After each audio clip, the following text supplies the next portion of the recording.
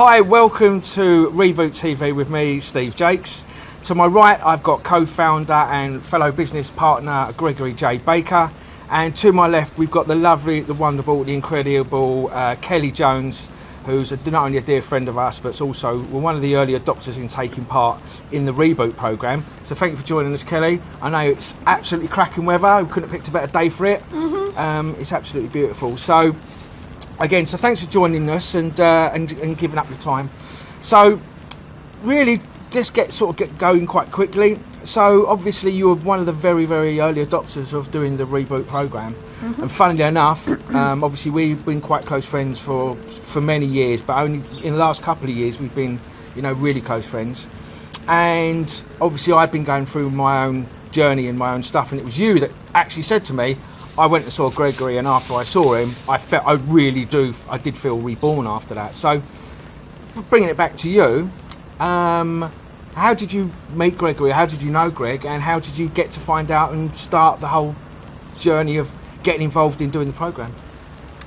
Well, I've known Gregory the same as I knew you through past relationships, friends. Yeah. We're all kind of a similar age group, but mostly from being sociable. Yeah.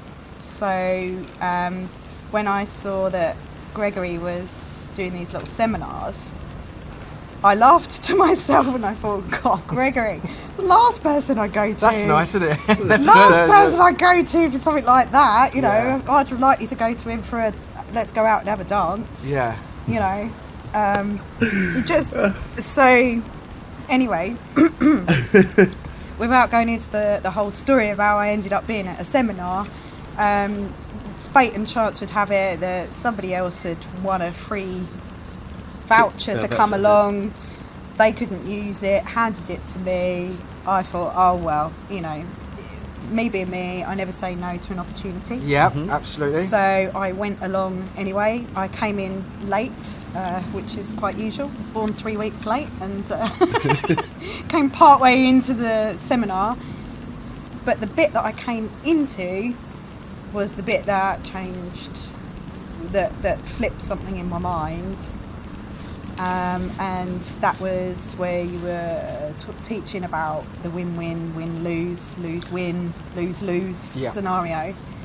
And I very quickly realised, sitting there listening to that I was I'd spent my whole life being in a lose-win situation. Yeah, and I think most of us... Me being in the lose. So that's quite common, because for me... Quite often in the lose crying. Yeah, for me I was in a because I'm similar... not the winner. Yeah. So for the people watching this video now, what we mean by that is that in any social dynamic, whether it's you and your partner or you and your mum or you and someone else, in order to maybe keep the peace, you'll always back down or lose and you'll make sure the other person gains from a situation. So you're always in this lose-win scenario.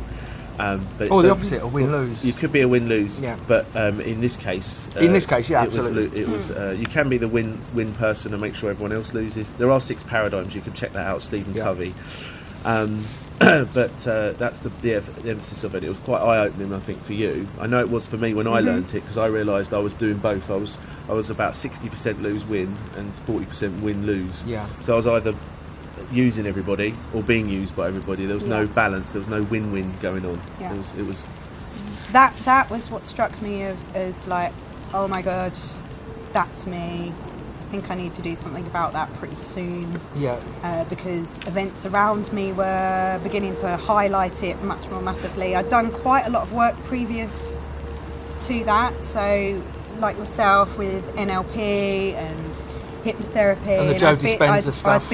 I'd been on a spiritual growth path journey for quite a long time. I mean, in fact, it's where it was a surprise to find out that you two were into that kind of stuff. It was no surprise to you that I was into that kind of stuff. No, well, I mean, having a yoga thing, it was not quite... I expected it. But even pre-yoga studio, pre any of that, I'd always been interested and that way inclined 70s hippie child of the summer. Yeah. Not of 69, 1970, I might say. But anyway, I'd been on that. journey for a long time.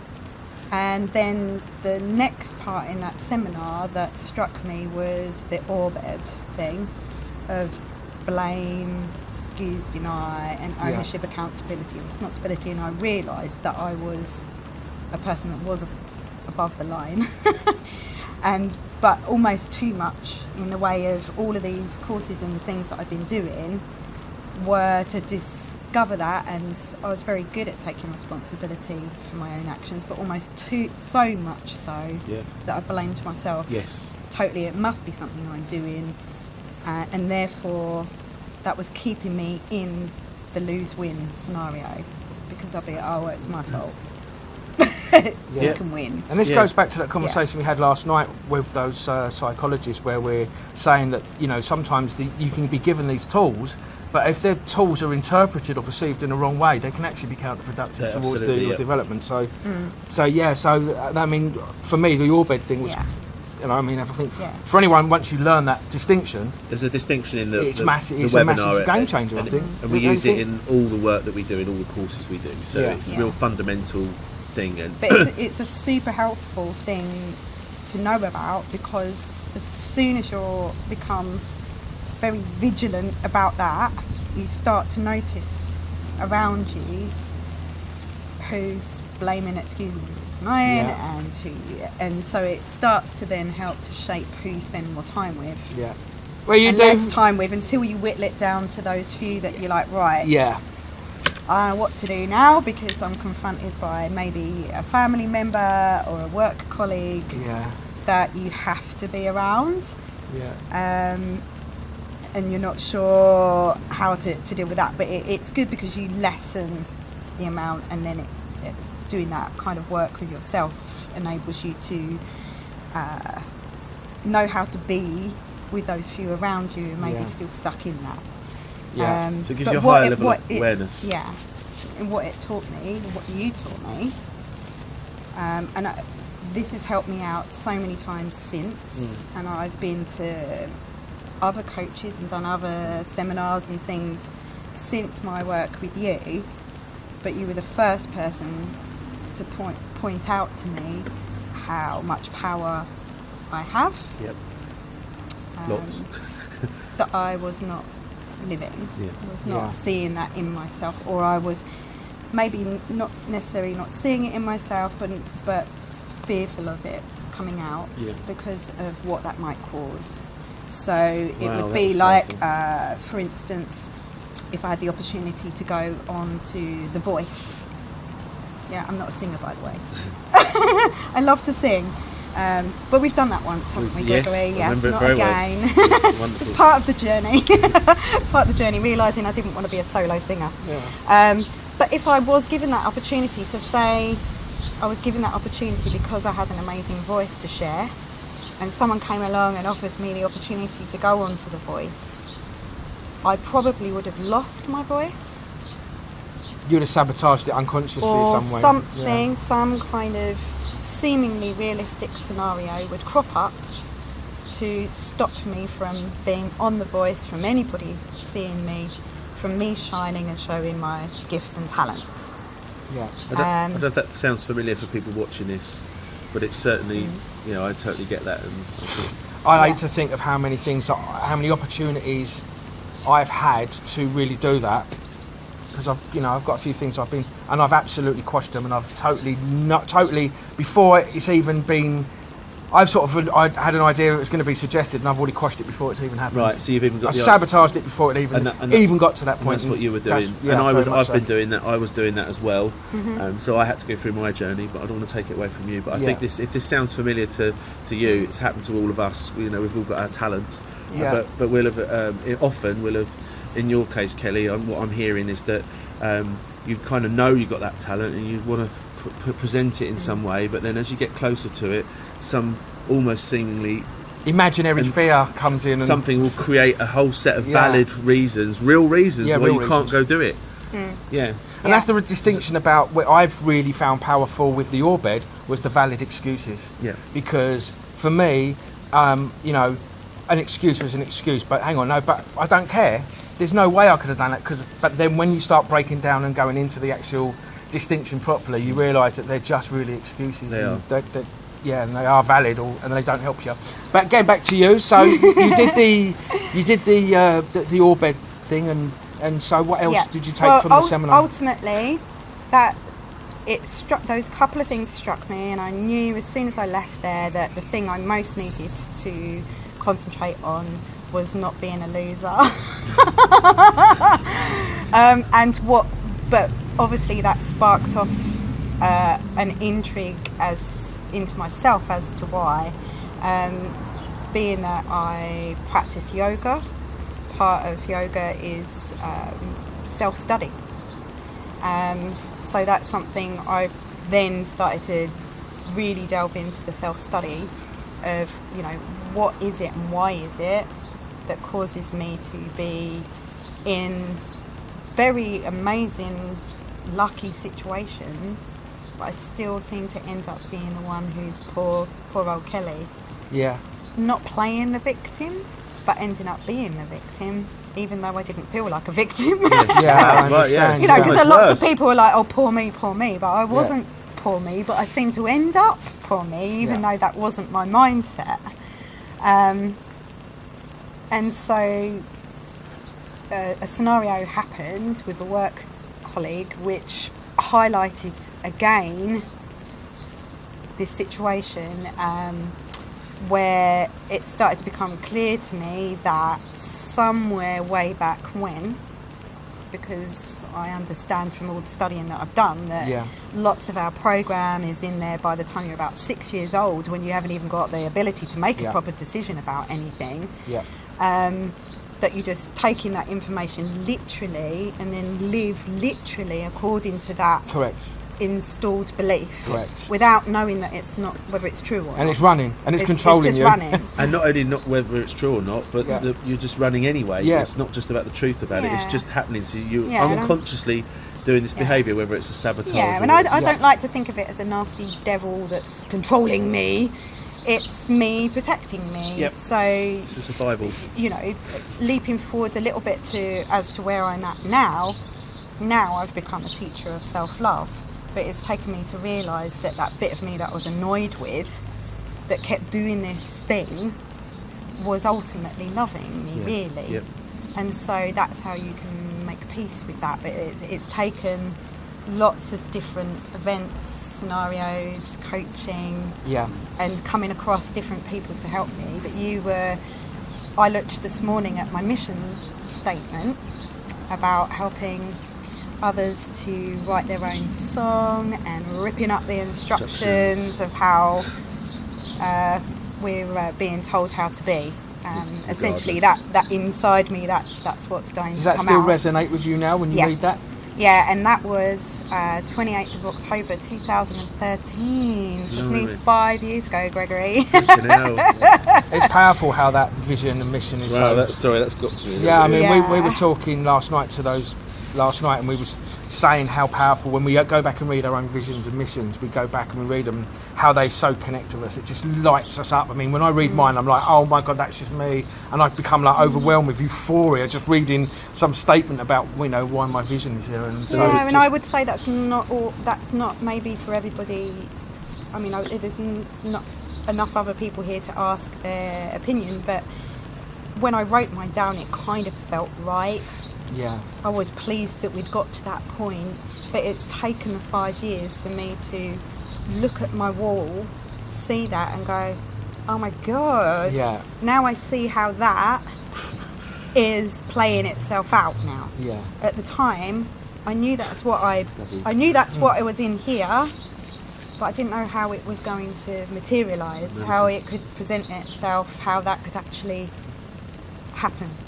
Because I was, even though you're doing the work, you've still got to then, it's like going to any great seminar, you come out there like, yes, I've solved all my problems, I've worked it all out, and then you go back into the pattern of everyday habitual behaviour. Absolutely. So there's work on that, but I remember the exact point when I messaged Gregory and said, right, that's it, I need to do this work with you now. And we met that morning at 11 o'clock for a coffee, in a cafe down the road Yep. because at 5:30 in the morning I'd received a text message from a work colleague Yep. speaking to me in a way I that remember I this. would not wish to be spoken to, and it was, I looked at it and I'm like, how has it come to the point where yet another person thinks they can talk to me like that? What am I doing? Yep. Ownership. Ownership, What yeah. am I doing To- to let that person think that it's okay to send me a message at 5:30 in the morning, Yeah. blaming me for everything? Yeah. This needs to stop. I need to do something about it. I want to deal with this. And really, I came along because I wanted to deal with that person, but knowing that I wanted that to be the last time I had to deal with Wow, a that's quite person powerful. like that. Now, as it so turns out, it's still taken those 5 years to realise that gradually, all the other people in my life, because there's been a lot of scenarios which you know about, Yeah, I was surrounded absolutely, by yeah. them, wasn't I? Yeah. They were everywhere. A magnet for it. Yeah, they were in my house, I was staying in my spare room, they were at my work. There was all these people going, yeah, it's great with Kellie because we get to win everything. She Yeah. don't want anything for it. We can say whatever we like to Yeah. her and she's all right. Yeah. It's like, just Kellie. So after, She'll be fine. So after that, you'd obviously Yeah. done the insights, and you obviously had a big, had a big eye opener there. And it's quite funny because I think everybody so far we've interviewed has basically said when they decided to do it, they were on the phone saying, "Oh, I've got to do it now. I've got to do it now." And I did it, and Kellie done it, and Jonathan did it, and so it's really quite interesting that sort of the dynamic that's behind it when you actually decide that you're going to do it and you realise it's sort of like a must got to have it now type energy. And so then obviously you decided to do the live. No, this is you're the only one you're the exception. Do you remember? I am. She went straight to the programme. Oh really? Straight in there. But you had to convince me, didn't you? Because what we actually did, because we had a little private session, but you just went straight to the programme, I think. Yeah. Yeah, and I was a little reluctant, wasn't I? Mm-hmm. Even though, I wanted to help, and I was like, oh, this is... And I was a bit bent out of shape, because I was like, this is bucking the process. it's I not don't know right, what yeah. to do. Yeah. But But then, to be fair, I had done quite a lot of work already, so Yeah. it wasn't like I didn't have any understanding. Yeah. I said that to him and it didn't work Sure. for me. I still have to do the live. So I went in that. Yeah. I mean, but I'm glad I did the live because actually the live was a massive thing for me. And had I have not done the live, I probably would have not done the. Or I'd have been less inclined to do the No, Genesis. yeah. And I really needed it, but that's a different story. So you went straight into the actual what we call Genesis now. So just briefly talk us through your experience of that. Well, I remember the pain of going through all your disillusions in life, Dissatisfaction. dissatisfactions, Emotional cancers, yep. Yeah. and all my wells. So I remember, like, my work well was like full up to brimming and overspilling, and pretty much all the rest were empty. Funny So- that. So we talk about the 7 wells, which are spiritual wells being life-giving. So it's a holistic view of one's life. So you've got your spiritual well, you've got your career well, your finance well, your personal development well. Family Well, I think well. the social life was Social- like amazing as well. wasn't it? Social and hobbies. Yeah. And then physical and mental. So you've got these 7 wells, and what we're saying is we give them a little measure. So we do a little snapshot, and what you were saying was your work well was just brimming, and all the others, and social was probably doing all right, but the rest were very, very low. Yeah, And but so- I was with people all the time, Yep. which keeps you from yourself. Yeah. So, not only one of the really upsetting things was that my family well was pretty much empty. I never really saw my family. I felt like the black sheep. I mean, I still do, but I'm okay with it now. But I felt like I was too different, and so I didn't even want to spend time with them. I'd sort of convinced myself that I didn't want to, and my money well, look as far as you like. We're in empty. Couldn't find anything in there, and it was that again was that scenario of like, well, how comes? One of the things that was really highlighted on that course was that I had all this business that I was running, and all the people that were working in the business were all doing really well. They were so happy, except for me, I had no money and I was struggling and I had the fear and the anxiety of all of that. And what it did is it started to highlight a pattern. That ultimately, doing all of that, the dissatisfactions, the wells, it starts to show you what's going on repetitively, even though, as we know, every scenario in life seems as though it's completely, I mean, it's a real scenario, but how did I end up in that scenario? Yeah. What choices did I make that landed me there for that to happen? And then what behaviours are you repeating to keep you there? And what am I doing that I'm not realising I'm doing? Yeah, that's it. That's the thing. Not what you're not realising. That is the thing, that you can sit and think logically about it and try and work it out all day. You're never going to work it out logically. Ever. Never ever. Never. Because that's not where it is. And I can tell you that because I probably spent the last 4 years doing that and coming up to the fact that I had spent 4 solid years trying to work it out. I only realised that I hadn't even come close when I actually found out what it really was. It was somewhere in another field, 6 foot under the ground, buried, and I was like, well, I've never found it. So that's so can I powerful, just Kellie, do the context? Really, so just to add for these two. So Steve's recently done the programme. You've been 5 years. I'm only a year and a bit ahead of you, to be fair. But for those that are watching, what we're saying is that comes a time where you're just not going to find it. You can't see the wood for the trees, and it takes an external input. And on the programme, what we do is we will reveal and uncover so much you don't even realise it's going on, because you sometimes need that. It's a bit like trying to clean a bit on your back. You can't see the bit that you're trying to clean. You need someone else to help you, maybe hold the mirror or something. You say, oh God, I didn't realise I had that bit there. Yeah. That's what we do. It's the bit that you can't see. Yoga's really good for that, though. Oh, okay. Get into that bit. I'll get into that bit. That's the point. Use your toes to scratch it. Ignore that that metaphor. But you understand, I think, what we're trying to say is that maybe some of the things that we're saying are resonating. There's a lot of stuff here that we talk about being hidden, or you can't see, or behaviours that you're doing you don't even realise doing, or you're a magnet, or you're attracting certain things that actually you don't want. You're attracting and if people, scenarios, situations, energies, negativity, absolutely, whatever it is for you, a lack of something, a lack of confidence, a lack of wealth, a lack of friends, whatever it is, it's something. When you choose, we talked about Orbed, when you choose to take responsibility and go, do you know what, I'm going to be the cause in that matter. It's in that moment that you can actually make a change in what it is that we're talking about.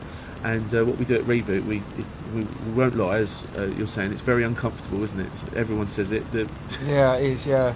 It's very uncomfortable, because we're going to pull out the things that you have held, you've basically hidden, locked away. And as the client, you will do everything in your power to protect that. Oh my God. Yeah. You fight it. I fought like hell, and I wouldn't accept it. And it was really strange, because subconsciously, you actually want it. I'm like, I really want to solve this, but something inside you just go, no, I'm not letting go of that. And it is hard, and it is challenging, but it's really worthwhile at the end of it. And you'll probably. Well, I would say beyond the discomfort is the relief. Yeah. Oh, I like that. Yeah. Beyond the discomfort is the relief. Yeah, because I think that generally in life we go through life, skipping along, not being aware. We tell ourselves little lies about how things are and all the rest of it. Or we make up these stories that aren't okay. We make things okay that aren't okay, and then all of a sudden, when things all of a sudden stop working for us, we've built up this whole portfolio of shit that we've created in our head, and beliefs that we've got, and lies that we've told ourselves, and then all of a sudden but we still think that we know the answers to our problems, and actually they're so deep rooted that, like you say, you need some other intervention to actually help you expose them and pull them out. So, and I think as well, just for benefit of anybody who might be listening, I think that where I said at the beginning, oh God, the last person I'd ever go to is you two. Yeah, because of how I know you from partying and having a good time and stuff like that. But actually, most people who are stuck in some kind of negative cycle, which is just not serving them at all, will have some shame wrapped around that. Something will have happened to make you feel bad about yourself that you would have done. And then you go into the feeling of shame about that, and then you don't want to experience that shame, so then you drink it away or whatever. Yep. But actually, coming to people, it was because of that, because I knew you from being out and socialising and ex-husbands and friends and stuff like that. It was actually easier in some ways because I knew nothing was going to shock you. Correct. Yeah. Because I know that you've lived, that you've had some shit. Yep. You've been dealing with yours. It also So works it in wasn't the like reciprocal as going. well, It doesn't wasn't it? like sitting somewhere where someone's just listening to you and you don't know anything about them, and so you might not reveal. You might feel like nervous to reveal anything about what you're really thinking. Whereas I felt like in a very safe space that whatever came out of my mouth, whatever I'd done, it was going to be okay. Yeah, it also Because gives you that's why I was there. It also gives you confidence because it's like it's I don't want to say it's detrimentally, but you go and see someone who's going to help you from the textbook. It's not the same as going to see someone who's going to help you who's been there and experienced it or got some sort of idea of a similar experience that can actually resonate with where you are at that particular time. So it also works in the other way as well, which is very, very helpful because it's also helpful that you can trust the person who's you're working with because they probably had a similar experience. And Well, even if it's not similar, it's just that knowing that no matter what I shared, I didn't have to feel bad about it. It was going to be accepted. Could we say that perhaps there's no judgment? No judgment. Yeah. There's no judgment. Yeah. that's what. Thank you. Yes. That's all right. No, I was just. Yes. Yeah, that's Back what to I was yoga. getting. Yeah. Back to yoga. No judgment. So for those that are listening, what I think Kellie's saying in essence there is that it's a really safe space. We've had some. I'm going to use a specific word I don't use very often, which is abhorrent. People with abhorrent things that have happened to them, but they felt safe that they could share that and they won't be judged for it. If anything, they'll feel relief just sharing it. Just in itself, it's quite cathartic to be able to say it, not get judged for it, and then help them own that and help them realise it's something that's happened and it's unlikely to happen again. Or if it's something that's repeated, it's now time for it to stop. And if you take ownership of it, and so it was lovely to hear what you just said there. And it's a common thing that people say. It's a safe space, and knowing that we've been through a fair bit ourselves. It's an understatement sometimes. But we've decided for that to stop for ourselves. I mean, life does still happen. I'll still lose my dad at some point and what have you. But it's knowing that it's knowing how to deal with that and being powerful around that going forward. I think Well, it's learning new behaviours to deal with stuff when it comes along and acting and responding in a different reacting. Because life's in going a to happen different way. anyway. Yeah, but instead of going completely doolally and either drinking yourself into oblivion or throwing a hammer across the room or whatever it is you're going to do, you'll actually see it in a lot more centred and more appreciative. Yeah. It doesn't detract away the fact from the event, but the way you manage that event and the way you manage yourself is a lot more. Is a lot more. So grown up, but a little bit more, more centred and more calmer. It was more self-loving, I think. Yeah, self-loving. That's a great way of putting it. Yeah, and it enables you to forgive yourself and to forgive the other people that are maybe involved or in some way have contributed towards the situation that you find yourself in. So let's go when back. you start to understand it, you're like, oh, okay, Yeah.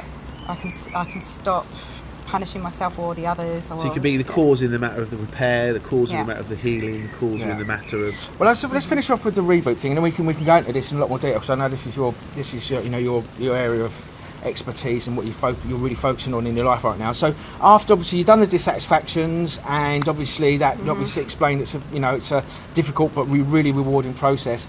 And after that, you would have done the mission and the vision and stuff. So how was that? We touched on that earlier, but how was that whole process for you? What was your experience of that? Well, that woke something up in me, and as I said earlier, at the time, even when I wrote it down, I kind of knew that it was true, but I couldn't see how where I was at the time it was relevant or could materialise. Yeah. It was how, like, yes, that's my ideal. I just want to teach the whole world to share their voice and, whip up the instructions. Yeah. I knew that was true, but I didn't know from where I was to how that was going to play out. Yeah. It woke up. It was like a little, when you clicking the thing in the oven and you finally see the little flame, you're like, yes, I can't make it get bigger. I don't really know what I'm going to be cooking in that oven. So you'd say create. So you But woke there is up, a but then little there was this flame. space. Would you say there was a space, or how would you describe it? It was more like it woke something up in me, and then it's probably taken those 5 years to find the space. Oh, okay. Yeah. For me, Yeah. because that suddenly made me look at why am I doing what I'm doing, how have I ended up in this scenario, and where am I going to go from here with this little flame inside me. How am I going to grow that? And so that's brilliant. You know, just recently I hadn't been to you for a long time, but I came and had just a few hours session because I knew that you would be able to go back to that initial thing. I can remember coming round to yours and I expelled all what was going on, and you just listened, and then you printed a piece of paper off and you plonked it in front of me, and there was my mission statement to remind me of who I am and what I was there for, from that perspective where I was now, so I could see it in a different way to deal with it. So you came up with a way of me solving a solution that I couldn't work it out in my head because it wasn't to do with that. Yes. And you just helped me to see a tiny little window of hope to change where I was, and since then that was not that long ago and it's radically changed. I haven't spoken to you for a while, so that's, I'm going to high five you for that. Through actual action, and the rest of it because I just let it go and leave it to the universe to sort it out for me. And that's really powerful, what you're saying there, letting it go, surrendering. Surrendering to it. And I think powerful. I would say now to people that don't expect it all to be sorted out in some lovely manner, because you never know how it's going to come. But when it does, when you're in a different space, it allows you to be able to see that, rather than, you know, seeing my dad's death and emergency surgery. I could be going, oh, poor me, all this terrible stuff has happened to me. But it's enabled me to see, as life is playing out, what opportunity there is in that to grow and to use that to help others with. Yeah, we spoke about that the other day, didn't we? We said when we've dealt with these situations in our life, and I know it's easier said than done because I sometimes I've not been in that place, but it's really about not what is happening to me, but what can I learn from this particular situation. I just was walking along thinking about that this week, and it's not about what's happened to me, it's what's happening through me. So you're allowing it to pass. And when I know that it's happening through me, that makes a difference rather than to me. Yes. Because if it's to you, it'll stop and land and keep there. Whereas it's through me, you go, do you know what? This is going to happen. It's going to happen, but it's temporary. It's going to pass. So there's a powerful distinction between you taking it on and it stopping with you and going through. Is that what I'm hearing there? Yeah, that is quite a good one. That is pretty good. It's quite a good way of looking at things. And when you start to understand how everything has played out, you can also then use the benefit of your hindsight as foresight when you're in that situation. So recently, only 6 weeks ago, 6 weeks ago today, I was in the operating theatre around about this time. Yeah, that's right. Having emergency surgery, and it enabled me, although that was traumatic and unexpected, I was also able to use the benefit of knowing what had happened and played out before to see what the trigger was and the cause of it. What this was all about, so I could be more peaceful with it and not be fearful. And also as well, I'd imagine that, having done this, and it is for me, it's like having done Genesis and all the other things, the when you know this stuff and when you're living it, it makes the healing process so much easier and better and a lot more beneficial to you. Rather than it being a challenge, you can look at it in a much more different light. And although we go through it, we don't want it. But actually, I think the healing process is actually far better. And it's almost graceful, even though even though it's going to be painful or hurting or whatever. It's kind of a graceful, painful hurting. You're sort of okay with it. Because what you realise is actually you're healing and you're getting better and getting stronger. And actually, as a result of this, after this this horrible thing that you might hate, you can grow from that rather than use it as an excuse going forward, which will then attract, like, I'm going to have something else going on. I think it was you who said to me from previous interview you did with Jonathan.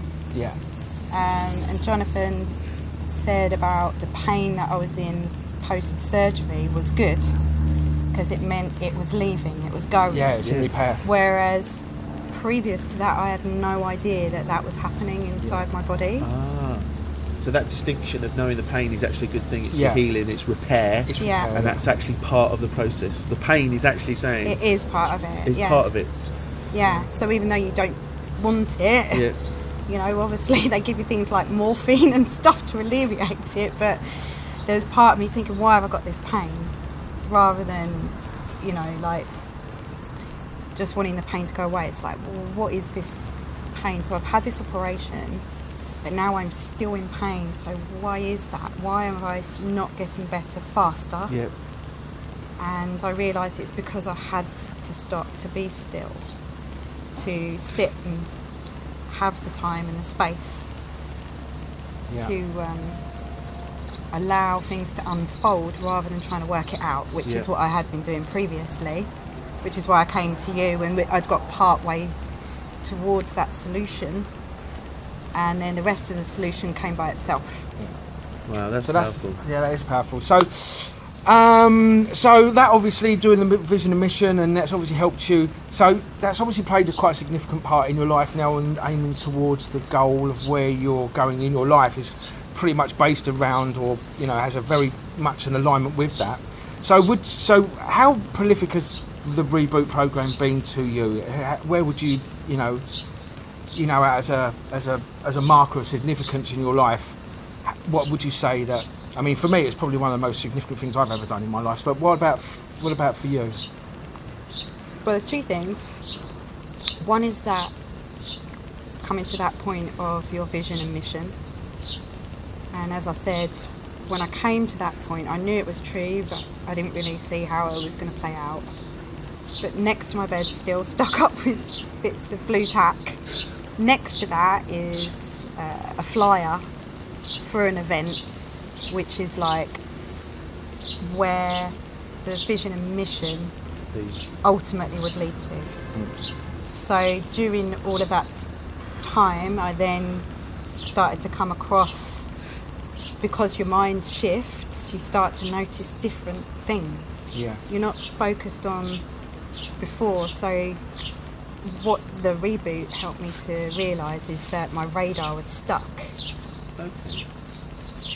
And it was, like you said about magnetising. Yeah. What I was doing is I've got my radar set on to search for what I don't want. So a submarine will go under the sea like this, looking for what? Bomb. Yeah. So what does it find? Bomb. Bomb. Yeah.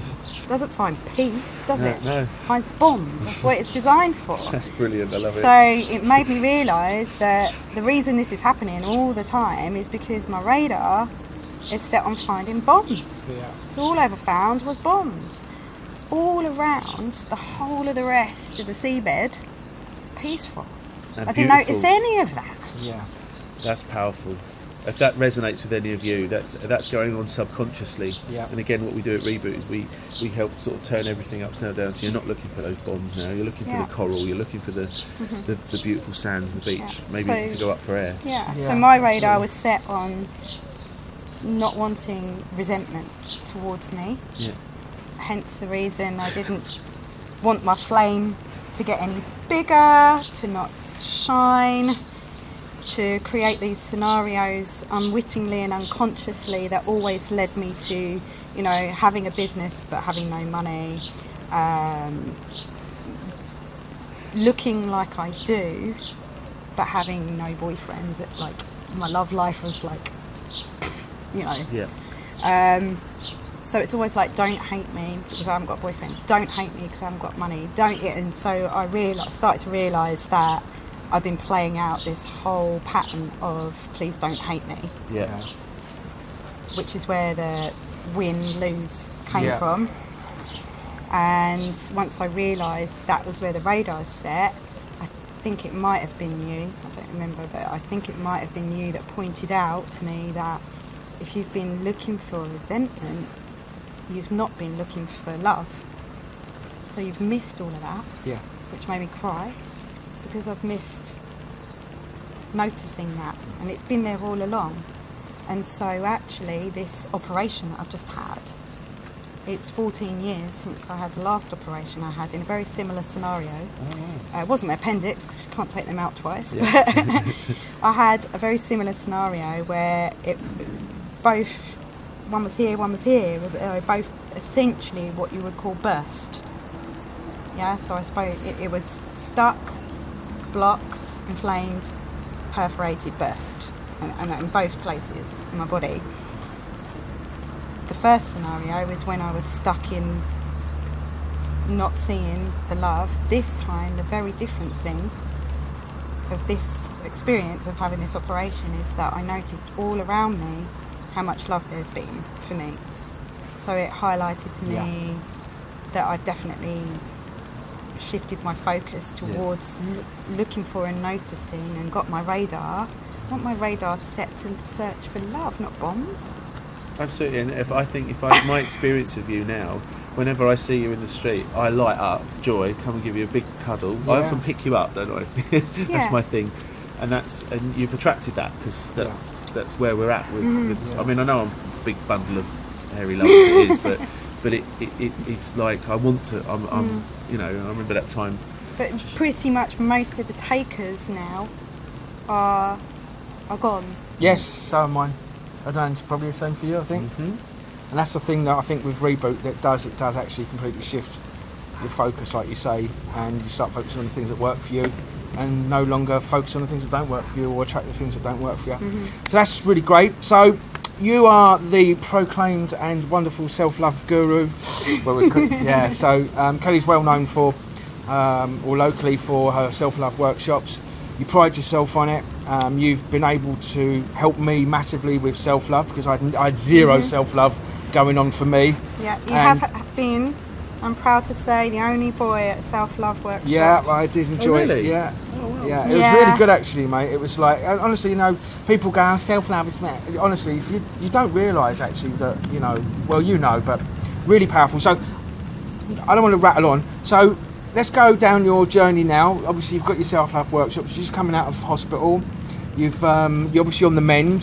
So what's now happening for Kellie and the self-love plan and your direction? Tell us and the viewers where you're going and your experience, and share some information with us on where you're headed. Okay, well, in the next few weeks I'm headed to New York City Are you? for Yeah. 22 days. 22 days, yeah. So I've managed to manifest that for myself. So I'm off to finish my advanced yoga teacher training, which is really interesting for anybody who's going, but don't you own a yoga studio? Part of all the keeping myself from shining and please don't hate me was by not being a yoga teacher fully. Right. Yeah, little bit Pilates teacher. Oh, okay. Yeah, so unconsciously I believe that I chose the Pilates route, even though it seemed to be an organic process. There's still a choice in there. Yeah. I didn't come across a yoga course and decide to do that. Even though I was doing yoga, I chose the Pilates. But really, essentially inside me, yoga is what I'm all about. It's how I live, it's who I am. Yeah. But deep down inside me, there was part of me that knew that when I do that, if I follow this path, I'm going to shine. Right. Yeah. So it's probably better to stay here where Yeah. it's a slightly duller. And sorry, Pilates. people out there, but you know, between the two, yoga's just more sexy. Although I have punked up Pilates, and that's another manifestation story for another day. But yeah, so I'm going out for 22 days to do my advanced yoga training with Tara Stiles, doing my Strala yoga. Strala yoga, the reason I'm doing that is because the ethos of that sits with the self-love paradigm. Yeah, paradigm. So even though I've just had an operation, I don't feel fearful of doing 22 days. Strala yoga is all about how it feels. Does it feel good? It's not about doing it so you're good at it. Yeah. It's doing it so that it feels good. Right. So I was going to be spending 22 days doing stuff so it feels good. Yeah. Not to be good at it. Yeah. And it will also, that's a good metaphor and for it life, also actually. will come back with ultimately the thing that I should have done all along. Yeah. Doesn't mean I'm going to become a weekly teacher of classes. That's not where I'm at right now. I've decided, now that I know so much about myself, that being in that close proximity every week in, week out, with people helping them hands-on, is something that is not actually that good for me. It's really good for them, but it's actually not that good for me. As in me as a person, me as a strong empath. Yeah. It can drain you, but it also has been holding me back from moving to where I should be. So once you've done the training, you're going to be moving I've got on to a one-day retreat booked, self-love retreat booked at the end of September, which there will be more details about. Yeah, and we'll probably promote that, Gregory. If Yeah, you don't Once mind, you- we'll help you, and we'll Once put you've it on our helped Facebook me and finish stuff. my website, I will help you do finish your website. Yes, but so many skills, us lot. oh, I know we are. I've got lots of them. But you know, what we like to do is not shine and just sit in the corner and just let everybody else take on. Not anymore.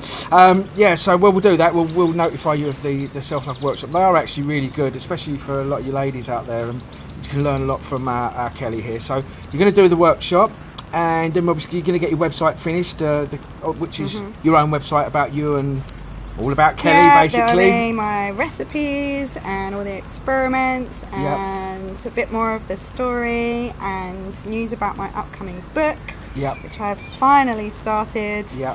After all this time. Yes, it's great. Have you started it? Yes. Sorry, that's sorry. that's a bit overwhelming. Well, have you started it? Yeah, well, you know, part of what happens when you're, completely wiped out by emergency surgery and you can't move for 5 weeks, the one thing that does work is my fingers and my mind. Still, now that I'm off the morphine and I can focus, I've had enough time to sit and be quiet and realise that I've been given this opportunity. It's an opportunity rather than It's reflective. adversity. Yeah.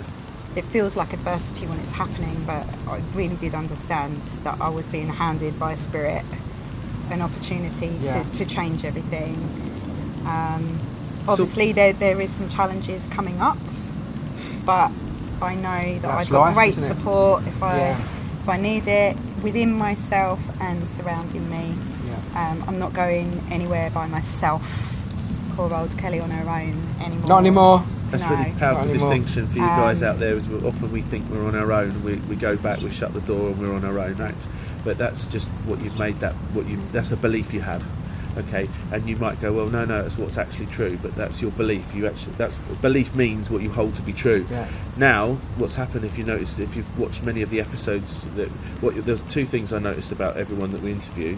One is the calmness of everyone, and two is this idea of what we call interdependency, where actually we're all here to help each other, and we're not alone. Even when we shut that door and we go, we're not actually alone. Somebody's there. Maybe not that minute, but the next day or the next morning they'll be there, and it's almost like time doesn't exist. It's like I said in that last interview. I said that everybody that's done this program has not only massively benefited from it from a personal, and that's changed their life, but there's this unconscious community. I like that unconscious community. It's an unconscious community where everybody sort of knows everybody that's done it, and they don't really talk to each other, but they're always there, and it doesn't matter if they need you or if I just feel like reaching out to one of them. their arms are always going to be open, and there's this unconscious knowing that there's. It's a connection as It's well. a connection. Isn't it? It's a lovely sort of thing to have. Yeah, that's as pretty well. cool. And I know it's it is cliche to say your vibe attracts your tribe, Yeah. but it is true. It's true. Yeah.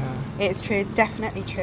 And a really great scenario that happened to me, which I think is worth sharing, is I think it was last year sometime, and I'd started running these quite shyly at first, but I'd started to run these self-love workshops every couple of weeks, all on different subjects around that. And this particular one was about you are good enough. And then I went into a little crisis that day. I remember that. I remember you. I'm running a You Are Good You was on the Enough phone to me workshop. that Am I day. good enough to run a You Are Good Enough workshop? Do I feel good enough? Am I really good enough to do that? Yeah. And I that was remember real for I you. bumped into you. Yeah, well, you called me as well, didn't you? And I bumped into another girl who was a client and a friend. And you both sort of G'd me up a little bit. And as I'm walking home down the road, I'm thinking, right, okay, the workshop starts in an hour and a half. I have to change this state that I'm in. Yeah. What do I know? I've got all these tools. I've learned all these tools. So I started to shift towards the better thoughts, away from those negative ones. I was like repeating a mantra in my mind as I'm going along. You know, why am I doing this? Back to my mission, vision. Yeah. Rip up the instructions. You're good enough, Kellie. Yeah.